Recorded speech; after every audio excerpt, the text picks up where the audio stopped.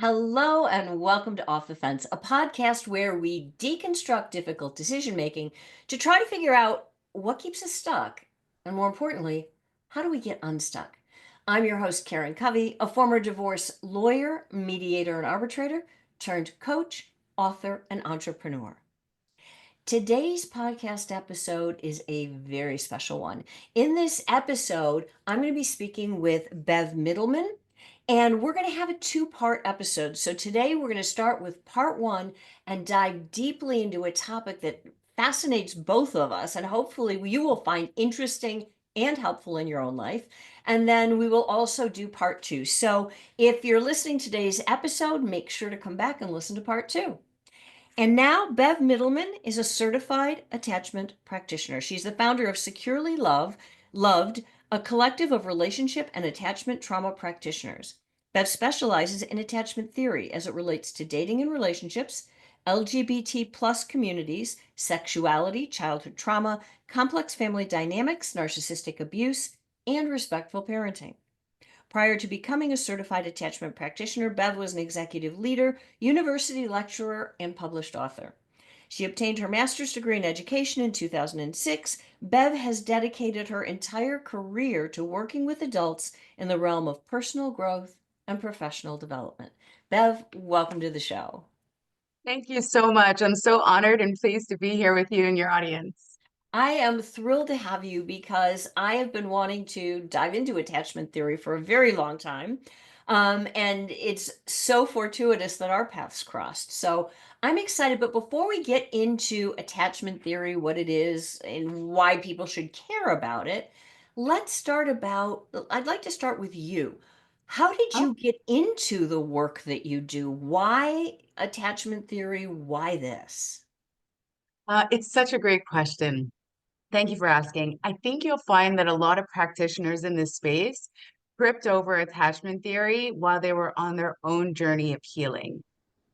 So I really believe in personal growth. I've dedicated my career to it, and I've worked in, various areas of personal growth. But years ago, when I fell across attachment theory, that's where things started to change for me. So the impact of what I learned in terms of actually starting to understand my own thought patterns and my emotional patterns and why I communicated the way I did and why I did certain things, like my behavior it gave me such an incredible insight, and I realized just how important this is, not only for my own healing, but I realized more people need to know about this. So I had, on my own journey of healing, I had a pretty, I would say, difficult childhood. It was challenging. And I had sought out the help of various different practitioners, and I had tried various different types of therapy because I knew that I didn't feel well in my skin. Like I could tell that I was, very jumpy. I was hyper vigilant. I never felt relaxed. I never felt calm. I always had this really strong instinct to pull away and run away and almost hide. And so, for me, that was my baseline. And when I started speaking to people, I was like, you mean this isn't normal? Not everyone feels this way. When it's your baseline, you don't realize that it's unusual or it's unhealthy. And so I did, try different modalities of therapy like CBT and inner child. And I did EMDR, which is a form of trauma-based therapy, eye movement, desensitization. That was helpful for me. I did that in conjunction with the work that I was doing on my subconscious mind in regards to attachment theory. And the combination of the two is what changed my life. And so it became my focus. And I thought, if it could have that level of impact for me, then I know I can help others. That makes so much sense. So, since this was so helpful for you, let's dive right in and talk about what is attachment theory. Yeah. So attachment is really the emotional bond that we create with others. And it goes back to our earliest years. So when we come into this world, tiny little babies, we're like a blank slate, right? And then we hopefully are being cared for in a healthy way by the child will identify usually a primary caregiver, right? So it could be the mother, father, it could be an aunt, it could be a grandmother. But the child will identify someone as their primary caregiver. And the relationship that they have with that individual in those earliest years from birth until about 5 years old is when we are most suggestible. Those are the most formative years. They're that important to us. We actually create a set of patterns in our mind for how we give and receive love, depending on the type of love and care that we received and what was modeled for us. So, if we take the example of someone who came out of a secure home, so we talk about in attachment theory, secure attachment and insecure attachment. Those are the two broad categories. There are subcategories to insecure attachment, but we'll get there in a moment. So if we just talk about secure attachment, what we're talking about is generally a baby or very young child whose not only their physical needs were met, but their emotional needs were met most of the time, predictably, consistently. Now, I want to be very clear because, I'm sure a lot of your audience are parents. I'm a mother as well. None of us do this perfectly all the time. Like, I have certainly made plenty of mistakes. I would love to have a bunch of redos, right? But what the child is looking for is a level of consistency, predictability in your behavior vis-a-vis them and their emotional needs. So, for example, when a child cries, they can consistently predict that their needs will get met. The mother, for example, will come and hold them. Either they'll change a diaper, or maybe the child just needs some consoling, or maybe the child wants to be played with, or the child will learn, different emotions from the mother. So there's a level of attunement there. That's what this is about. It's attunement. And what that does for the child is it creates a template in their minds that, okay, I can emote when I feel like I need something. Mm-hmm. So if I'm sad, if I'm mad, I can emote that authentically, and my caregiver will respond to me in a healthy, predictable way. So that creates this beautiful form of safety for the child. The Okay, let, child is safe. let me interrupt for a second here. So you're Please. talking primary caregiver, but Mhm. every human on the planet has two parents. It's in some way there were two people involved in making this child. So assuming that a child is in a household where there's a mother and a father, one of them is a primary caretaker. It could be grandparent, like you said, anybody. What's the role of the other person? Do the other people around the child in the family, do they affect the child's attachment style too, or is it just pretty much the primary caregiver? No, it's such a beautiful question. In fact, no one's ever asked me that question. The entire environment matters. You're absolutely right. And so, you know, it's rare that we see that two people are split equally divide with the caretaking of the child. Like there generally is one parent that will spend more face-to-face time with the child, Mm-hmm. right? So I don't want to say that if the other parent is working to put food on the table, that they're not caring for the child. They are. But from a child's perspective, Right. they're really identifying the primary caregiver as the person that spends the most time with them, Okay, right? so Now, let's say the child has a really good primary caregiver, then who meets the child's needs. And I love that you said most of the time because right. we all nobody is perfect. And I can No, hear like every parent going, "Oh my God, I screwed up my kid for life." I mean, that's our biggest fear, right? it is. So, if the child is raised in a household where the primary caregiver is usually most of the time responsive and relates to the child well, then that child develops a secure attachment theory. Is that what I'm hearing? A secure attachment. Yeah. Absolutely. And so what comes out of secure attachment are a couple of things. One, the child learns very early on that they can authentically be themselves. So they learn how to identify their emotions. They learn that it's safe to actually communicate their emotions when they're sad, when they're angry, when they're frustrated, when they're tired, whatnot.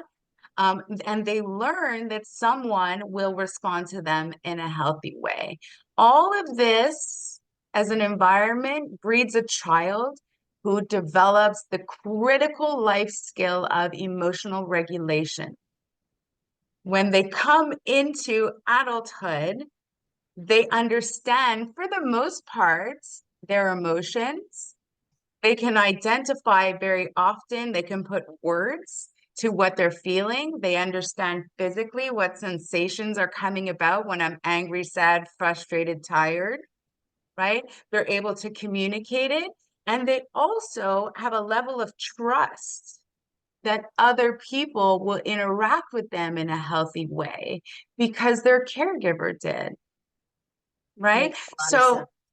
it makes a lot of sense, right? And so these folks, when they grow up, and by the way, percentage wise, in North America, we generally say about half of the population has a secure attachment. And That's then not the what I would have thought. That's cool. that's what I always hear. Now, I mean, the statistics vary. I've seen some studies that like 40% of the population secure, some say 60%. So I land at 50%, Okay. okay, which is fair. So uh, at this point, what we're talking about is that these children grow into adults that do very well in the world.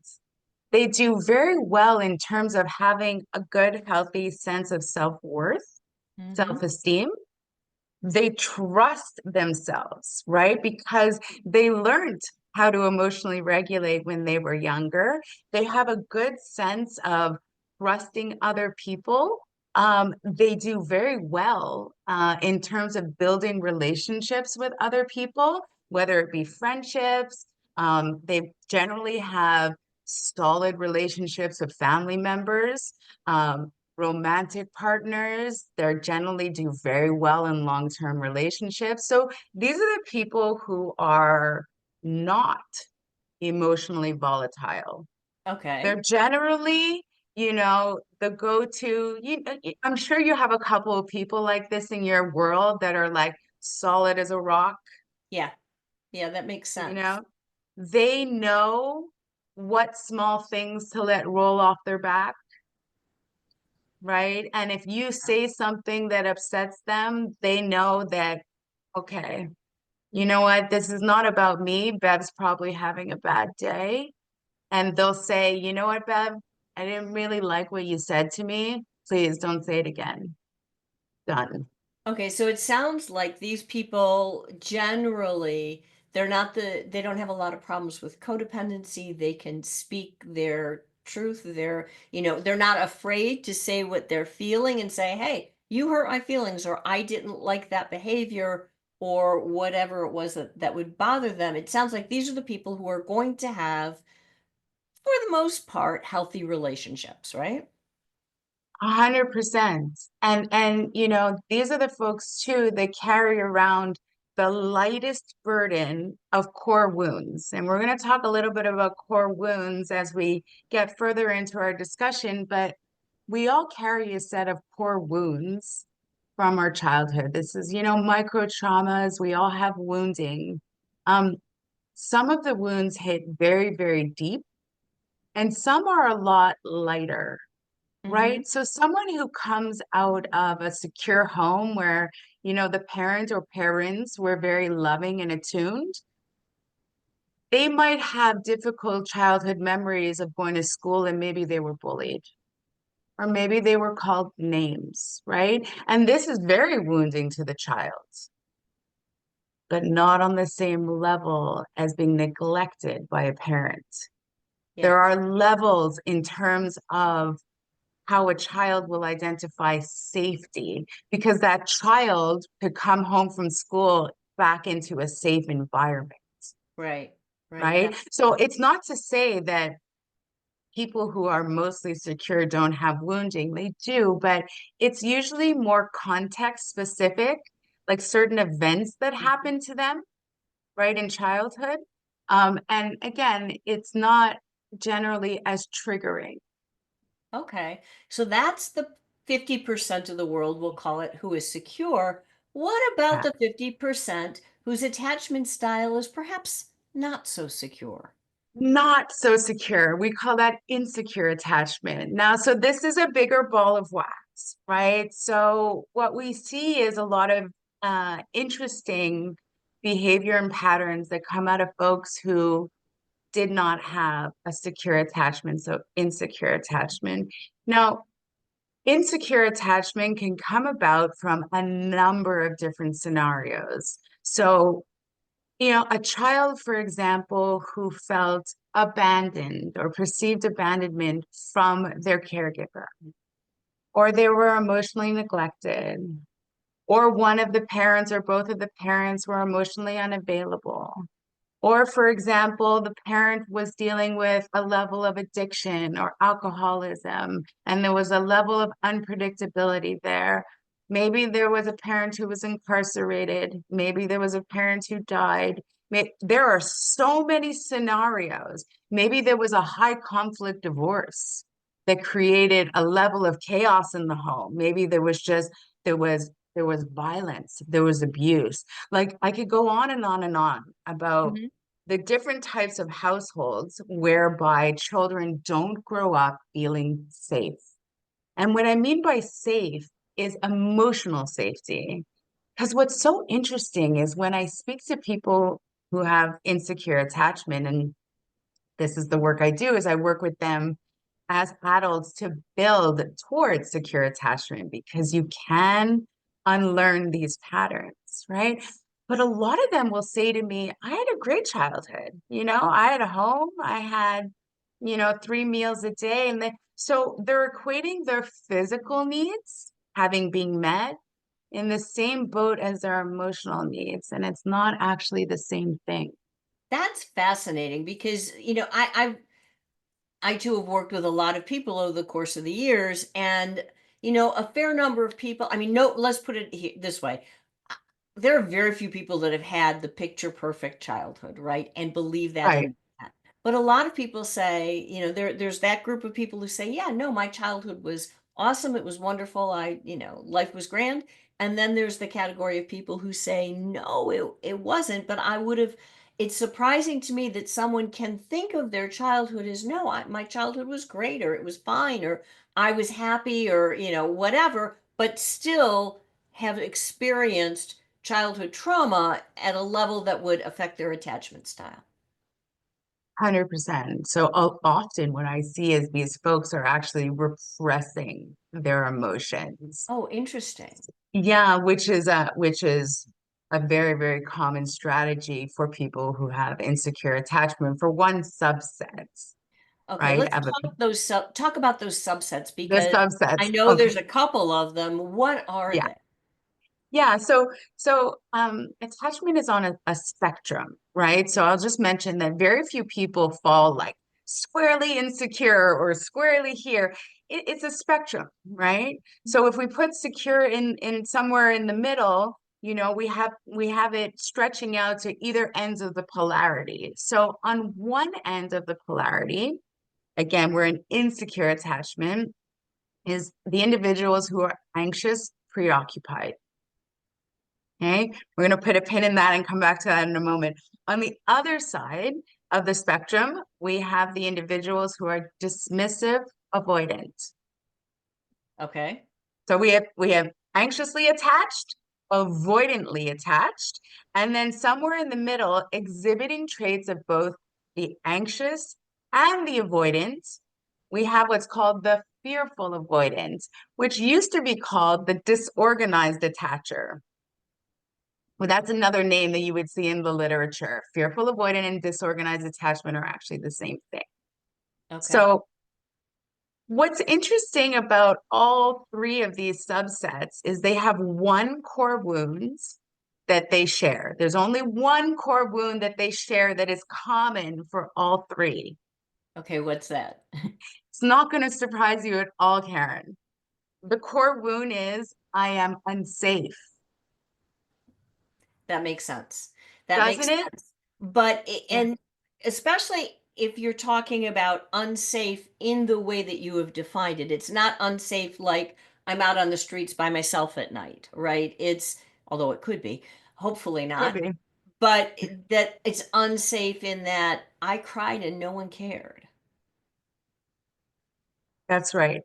That's exactly right. We're talking about emotional safety, right? So a child will learn very, very early on. A child will always choose attachment over authenticity. Dr. Gabor Maté talks a lot about this. He's one of my favorites. He's brilliant.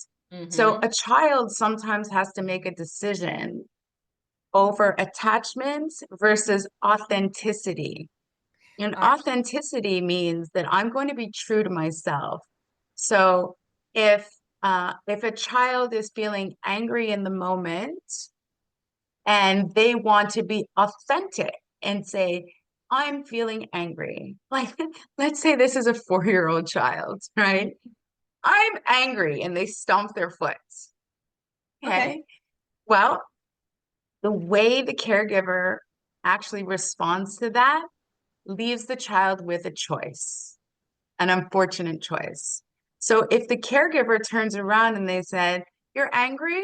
Okay, I get angry too sometimes. Tell me why you're angry. See how validating that Yeah. is? See Yeah. how you're angry? I still love you. I'm going to listen to why you're angry. I might not agree with you. I'm not going to give you everything you want, but I'm not going to invalidate you for being angry. Okay. Versus the scenario where a child says, I'm angry, and the parent says, put a smile on your face or I'll give you something to be angry about. Oof. The child learns very quickly in that moment. It's not safe for me to show my true feelings. If Yeah. I'm angry, I can't let anyone know because my caregiver is not going to love me. So I'm going to choose attachment over authenticity. So at that point in time, every time I feel angry, I'm not going to let anyone know. I'm just going to repress it. I'm going to pretend like I'm happy and I'm going to put a smile on my face regardless of what I'm actually feeling. And this is the first part of self-abandonment when we start moving away from being our authentic self. Let me jump in for a minute and just kind of to tie this with something that we've already talked about, which is, does the caretaker have to be I mean, they're not perfect, but let's say you say something like that to your kid because, the caretaker is stressed. The caretaker is, Mhm. under time pressure, or there's something else going on in their life. They're just not so patient one day. But 90% of the time, they're validating and patient and all the things. But that 10%, or maybe only 1%, they just lose it. Have you screwed your child for life? No, not at all. No. Really, not at all. And actually, it's a beautiful learning moment, right? So like again, I want to reiterate, I was a mother. I had those moments, right? Where like you have two kids running around and the dog is barking and the doorbell's going and the phone's ringing and you're cooking dinner and like you just want to jump out the window. Like Right, your exactly. patience is really thin, right? And so if your child goes, Mommy, I want a cookie, you go, no, right? Now you could be more patient in that moment, right?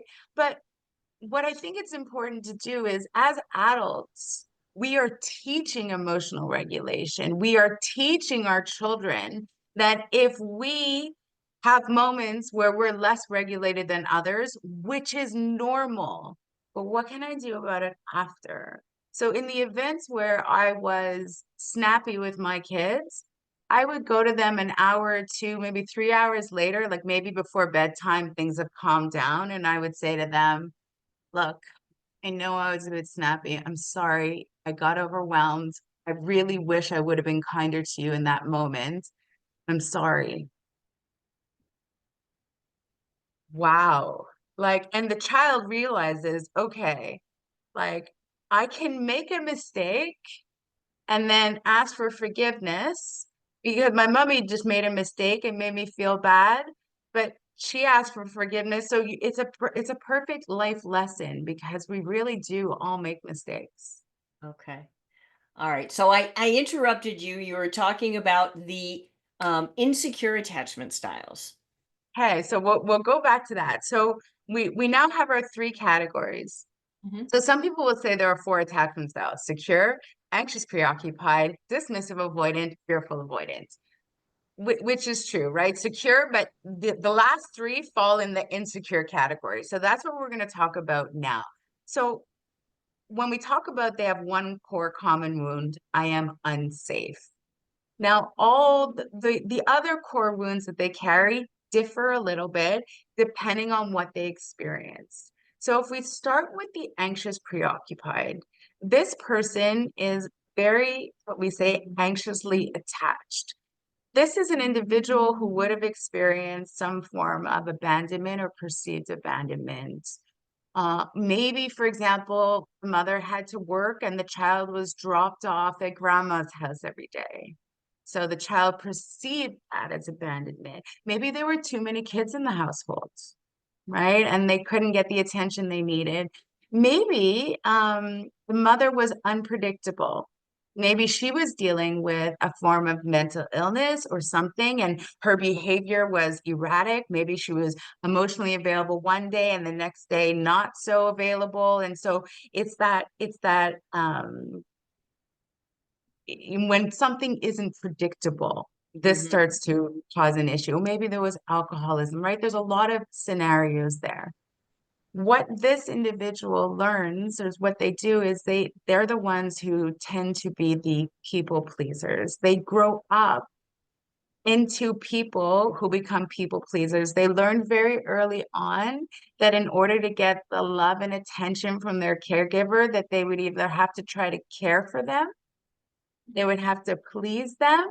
So their focus is always on the external needs of others, not their own. So they're really the ones that learn self-abandonment really early on, right? And so there's a really, really interesting set of emotional patterns, thought patterns that come out of this. Again, depending on the context and level of what the child experienced, Hmm. right?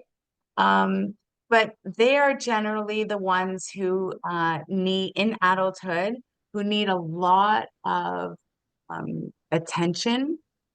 They seek approval from others. They are unable to self-soothe. So this is a skill, part of emotional regulation that they didn't learn. They need a lot of validation. These folks tend to work, you'll see this often, they tend to work around a lot of people. They like to be around a lot of people. Like, for example, they might be in a profession where they're a teacher, Hmm. right? They felt somehow ignored in childhood, right? Okay. They were always chasing after someone's attention, right? Trying to get someone to pay attention to them. And most often, if we're going to talk about romantic relationships, they end up selecting partners who are emotionally unavailable. Interesting. They're used to chasing after that level of approval. So, sometimes these folks will appear very clingy, very needy. They'll Yes. be the romantic partners that will call every hour, every 2 hours, are we okay? You didn't say anything this morning. You felt different last night. Are you sure? Is there something we should talk about? That need for constant approval is because they have such a deep wound of abandonment. They're looking for reassurance over and over and over. I need to be reassured that you're not going to leave. Right. That makes sense. So, Yeah. and what about the other two insecure attachment styles? Let's talk about them. Okay. Sure. So the avoidant, the dismissive avoidant, they're on the other side of things. They generally came out of a home where they felt emotionally neglected, right? So let's think about a home where, for example, the parents were very stoic, or they were part of, a high demand religion, very strict, right? Uh, Interesting, right? So there was no emotional attunement. These kids would not have been hugged. There were no I love yous. If they were sad, it's like they learned to be on their own and figure it out. Yeah, suck And it up so and go on. suck it up and figure it out. Yeah. And so these children generally spend a lot of time alone dealing with their own emotions. And just to survive, they just repress, they just push all this stuff down. So as adults, it's really no surprise that they value their independence. They're overly self-reliant, they're hyper independent. Anything that threatens their freedom feels like a great threat. They are not good with conflict. So they seek to have a level of harmony in any relationship that sometimes is unrealistic because they didn't even learn to have basic conversations where there were disagreements. Yes, disagreements aren't bad, they're just different viewpoints. But to Right. them, it's like, oh no, there's a conflict coming on. I'm uncomfortable. I'm going to retreat. Okay, whatever you say, dear, I'm going to my man cave. Okay. Makes So sense. there's a retreat there, right? I'm just going to stop the conflict because I don't have the emotional capacity to deal with it. I don't even know how to start. Okay. And so those people, it sounds like they avoid feeling. Yep. Yeah. They avoid feeling, they avoid their own feelings, and they avoid yours as well. That's how they keep themselves safe. Okay. Right? So we have one side where they are incapable, the anxious preoccupieds, of self-soothing. They rely on the connection and the closeness to other people to be able to self-soothe. And I'm sure you have a couple of friends in your circle who are like this. If something bad happens in their day, they will call you and speak to you about it for an hour, and then call another six friends and talk about the same thing for an hour. And then you'll get a call from the third friend, and oh, you've already heard they spent their whole day talking about this because they need to talk about it and vent and go over it and go over it. That's how they try to actually settle or regulate their nervous system. It's a survival technique. They're just trying to find balance, right? But that's where the neediness comes in. Whereas an avoidant will be very guarded. An avoidant will stonewall. If you have a disagreement, they may not answer you for 3 days. They take space away from other people in order to regulate their nervous system because they cannot regulate in the presence of someone else. They didn't learn this. They were left alone when they were a child, Got it. right? So, So and what falls in the middle between those two, still within the insecure attachment bucket? yes, you ask great questions. So this is the fearful avoidance. Now, the fearful avoidant is the rarest kind, okay, of attachment style. It's estimated to be about 7 to 10% of the population. It's the most complex. Generally, the fearful avoidant comes out of a home where there was abuse. Okay. Now, we can talk about, it can be any form of abuse, physical, psychological, emotional for sure. It could be sexual. It could be all of the above.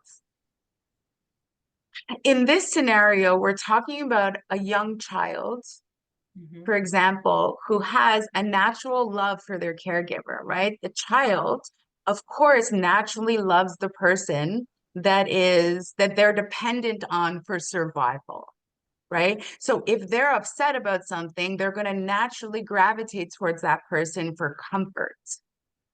But at the same time, that person is the one harming them. And so this creates a disorganized pattern. in their mind of how to give and receive love. And so that's why sometimes it's called disorganized attachment. Okay. So for this child, they grow into an adult who is often in a romantic sense called the hot and the cold partner. So the partner that says, come towards me, I want a hug. Okay, I was just kidding, too close. No, we're going to take 3 days apart. We're a little bit too close. No, no, come back towards me. Let's spend a week together, and then I need 2 weeks away from you. They crave that closeness and that love, and they're terrified of intimacy. It feels really unsafe, right? Because whenever they got too close to their source of love in childhood, they were harmed. And that pattern follows us. Now, when I'm talking about patterns, these patterns are deep in our subconscious mind. They're not in our conscious awareness. So someone might, fight me on this and go, I'm not afraid of intimacy. And I'm like, okay, you might not realize that you are, but your behavior would indicate that.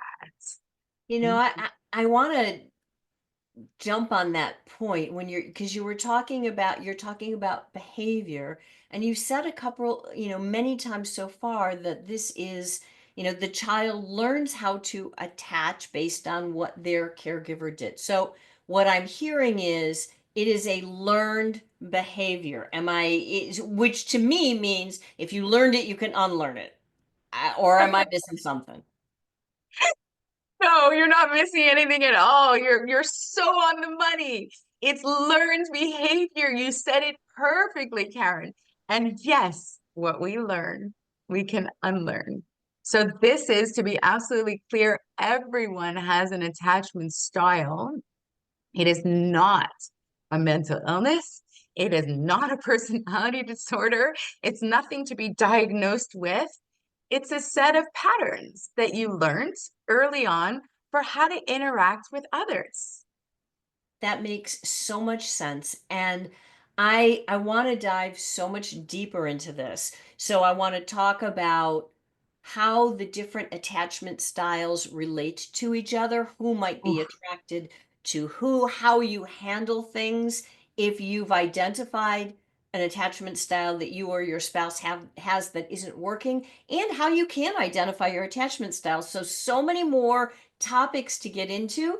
But at this point, I think we're going to call it a wrap on part one. And for all of those out there who are listening or who are watching, if you like this conversation, if you want to see the continuation of it, make sure to check out part two and like the episode, subscribe everywhere you're listening, and we'll be back with part two shortly.